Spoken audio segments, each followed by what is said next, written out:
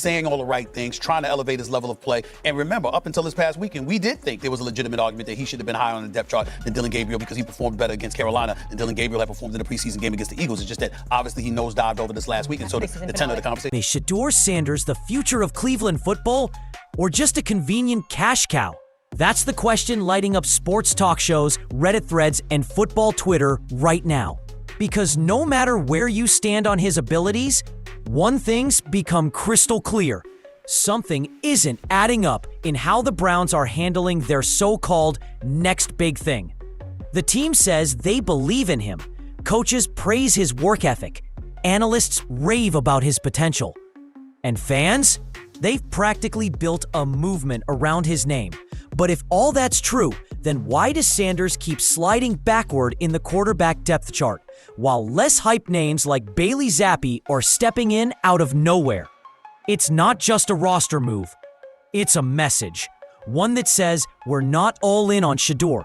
Not yet. And that's where things get muddy. Bailey Zappe to emergency quarterback 3, and just what would happen to Shedeur?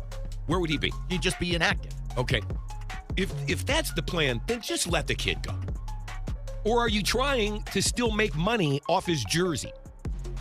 Do you see him as a football player, or do you see him as a marketing tool? That's what you need to decide. Because the people that want to see him football are getting really frustrated. Because while NFL decisions are supposed to be based on talent, timing, and team chemistry, a lot of people are starting to wonder if this one is based on something else entirely. Business. Is Sanders being sidelined because he's not ready, or because he's more profitable on the bench than on the field? Is he being protected for development, or leveraged for merchandise sales and media buzz? Even veteran broadcasters are starting to ask, if you're not going to play the kid, then why keep him at all? The answer might be more complicated than you think, and it might say a lot more about the Browns as an organization than they'd like people to know.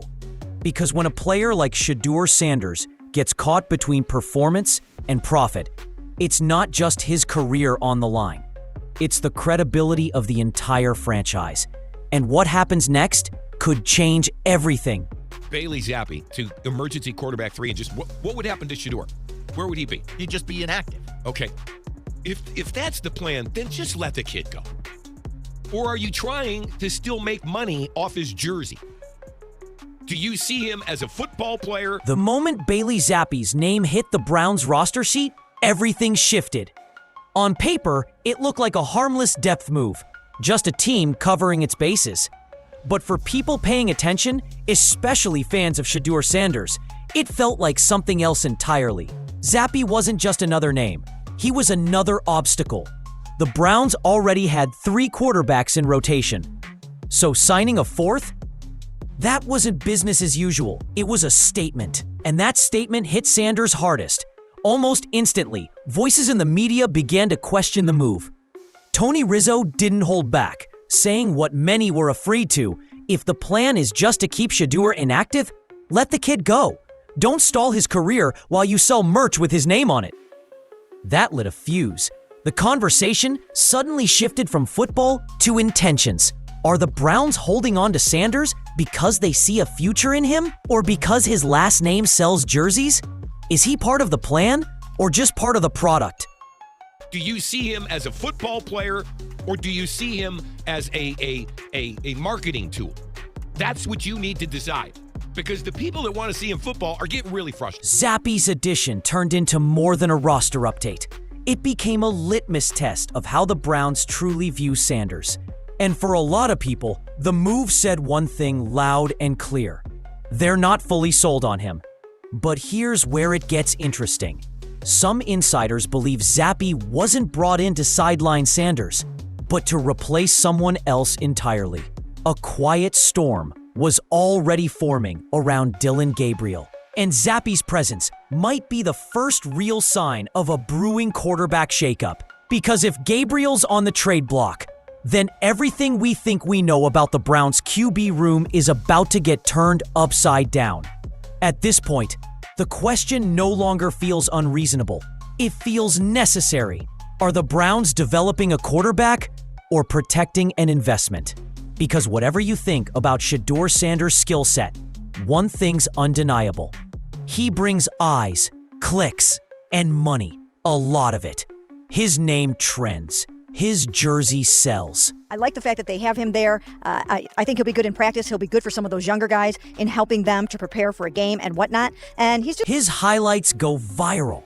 He's been a headline magnet since the moment he entered college football. And now, he's sitting third, or maybe even fourth on the Browns' depth chart. That's not a coincidence. That's a contradiction. And fans are starting to feel it. You don't sign someone with Shedeur's hype just to stash him in the shadows. If this were purely about football, his performances against teams like Carolina, where he outshined Dillon Gabriel, should have moved him up. But instead, he's stuck. Why? Critics think they know.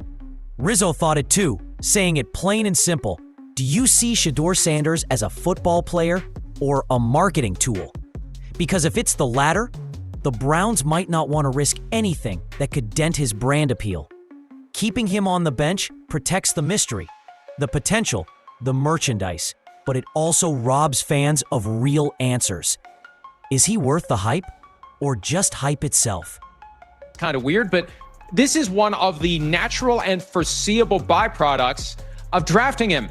He comes to town with a built-in fan base. The mouth breathers, as you call them, are in tow. Not that I called them that, but you called them that. Yeah, They're there. And here's the kicker. That kind of strategy might make sense from a sales standpoint, but it's a slap in the face to football fans waiting to see if the kid can actually play. Marketing gets attention. Winning builds legacy. Shedeur has the attention already. The question now is, will the Browns ever give him the chance to build anything more? Because if not, they might as well stop dressing him like a starter and admit he's just on the roster for the brand. If you ask the Browns front office, they'll tell you they believe in Shedeur Sanders. Head coach Kevin Stefanski even said it outright. If there's ever a need in the quarterback room, Shedeur is the priority. Not Bailey Zappe, not Dillon Gabriel. Sanders. Sounds reassuring, right? But actions speak louder than press conferences. And so far, the actions haven't backed him up. Isn't Gabriel going to be like second quarter he's out there because Flacco just needs a minute in the blue tent? Yeah, that feels likely. And if it's Shedeur Sanders and he starts balling, Then what? everything changes in a whole bat of an eye. season. Instead, the team signed Bailey Zappe, a move that, intentionally or not, added more confusion to an already crowded position group. Meanwhile, Dillon Gabriel continues to take backup reps, even though Shedeur was outperforming him just weeks ago. Fans and analysts have noticed the disconnect. Publicly, the franchise pushes all the right buttons. We support Shedeur. He's developing. We like what we see. Privately, they're stacking the QB room like a team that doesn't know what direction it's heading in. And here's where it gets even stranger. Despite all this public confidence in Sanders, he hasn't moved up, not even slightly. Not after a strong preseason showing. Not after outperforming Gabriel in high-pressure moments. Not even when Cleveland shipped out Kenny Pickett, an open slot that could have easily gone to Shedeur. It's like they want him on the roster, but not in the game. Support without action, praise without promotion. That's not belief. That's PR. So the mixed messages continue. One side of the mouth says, we're developing a star, while the other signs yet another QB and sidelines the guy they claim to trust. No one's asking them to hand Sanders the starting job. But if he's the next great prospect they claim he is, why does every move they make say otherwise? Some say the real story isn't about Shedeur Sanders at all. It's about Dillon Gabriel, the rookie QB who quietly slid into the backup role and may now be the key to unlocking the entire Browns quarterback saga. When the Browns selected Gabriel in the third round, it sent an early message. They were looking at him seriously. He wasn't just a camp body. He was being groomed. While most fans were still watching Shedeur and backing his rise, the front office was already making moves behind the scenes. And suddenly, it looks like that plan might be changing fast. After the unexpected trade of Kenny Pickett, teams across the league have reportedly started calling about Dillon Gabriel. They've seen his preseason flashes. They've seen enough to ask, what's Cleveland going to do with 3 young QBs? The Browns might be thinking the same thing. Enter Bailey Zappe. Some insiders believe Zappe wasn't signed to replace Sanders, but to replace Gabriel.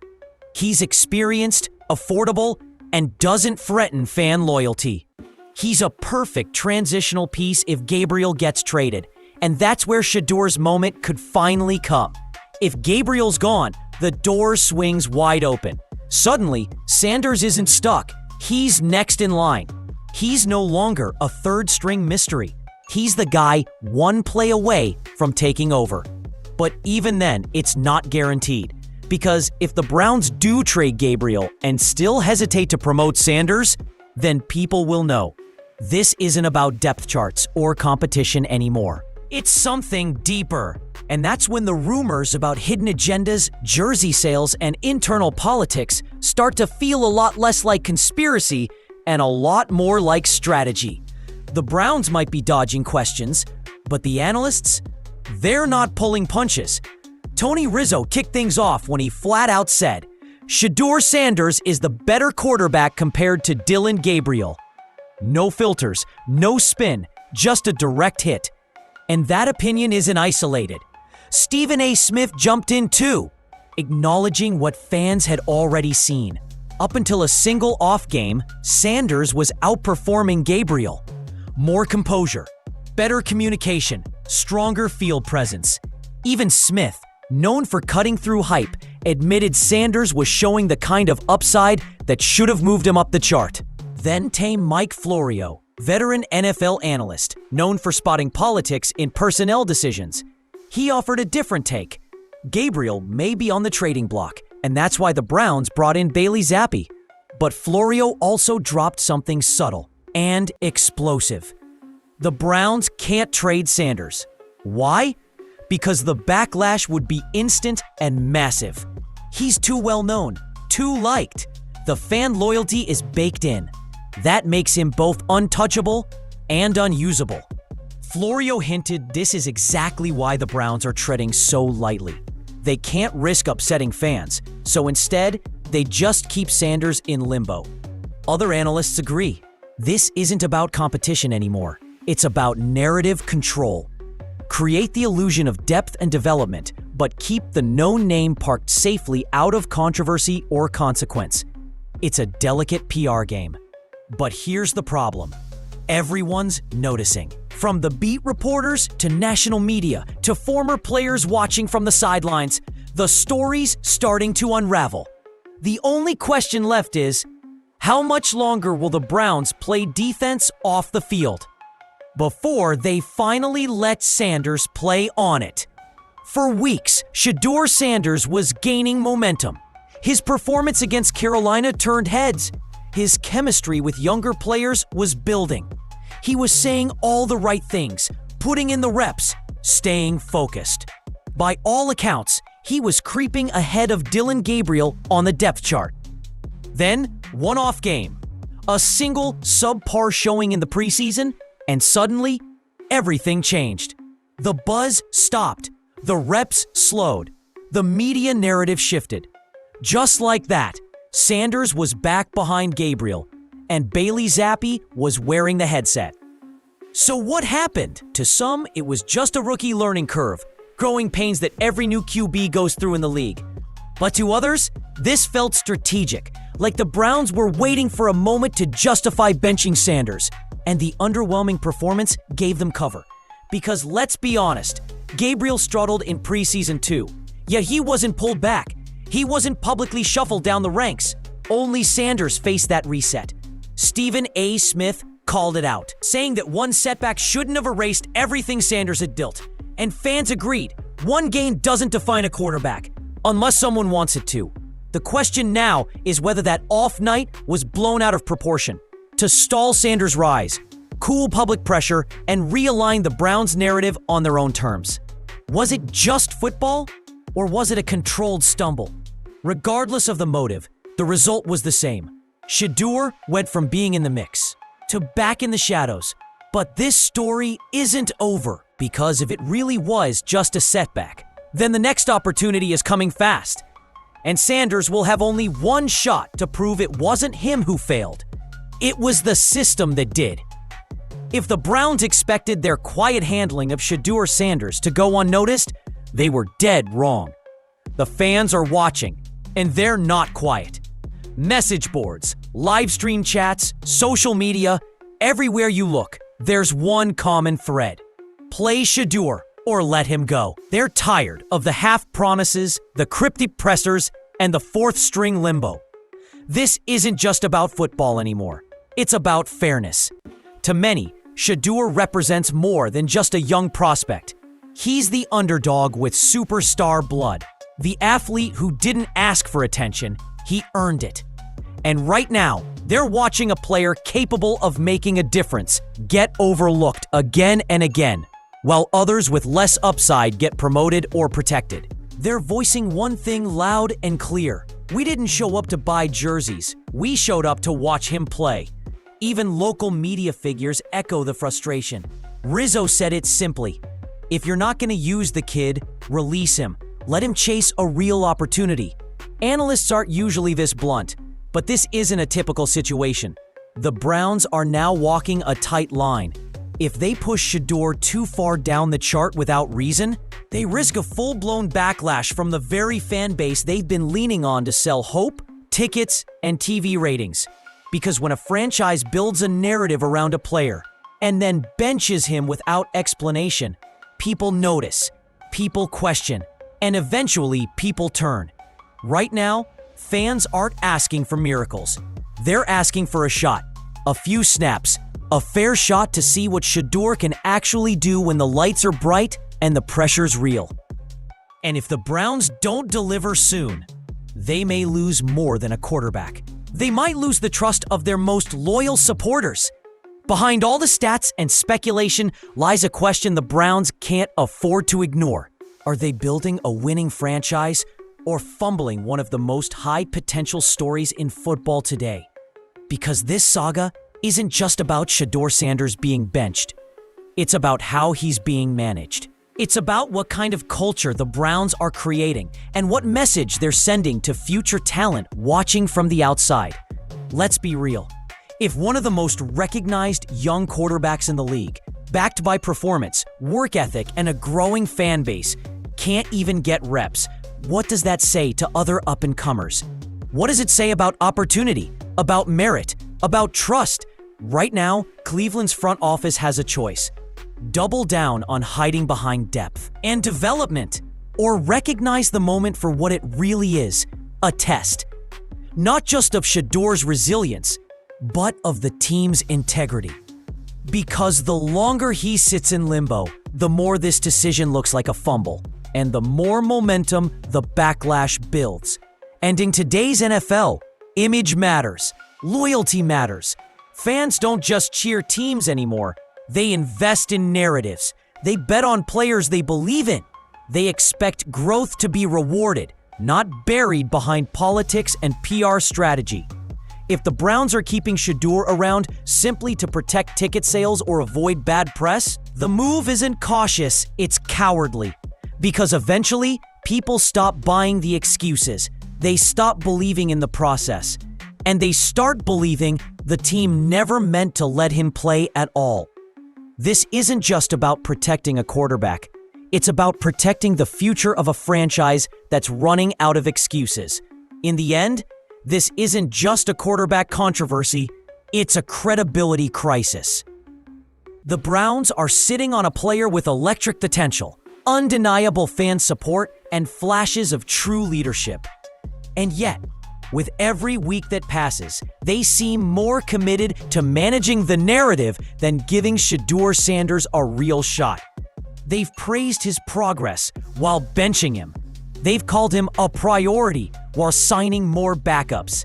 They swear they see the talent, but keep deferring to other names.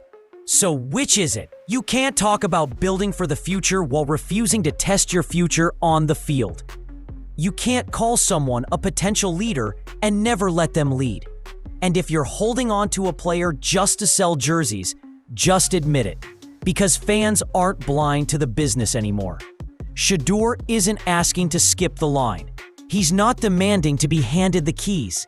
He just wants, as do millions of fans, a fair chance to prove he belongs. And if the Browns aren't going to give him that, maybe it's time to let another team do what Cleveland won't, and see what happens when raw talent is finally allowed to shine without restrictions. So now the pressure isn't just on Shedeur. It's on the Browns, the front office, the coaching staff, the brand they've been trying to build. Are they ready to risk it all by keeping real talent in the background? Or will they finally let this story unfold where it belongs, on the field? Drop your thoughts below. Should the Browns be giving Sanders more playing time? Is he being treated unfairly? Or is the team just following protocol? And if he did get traded, which team should take the chance? Let us know what you think.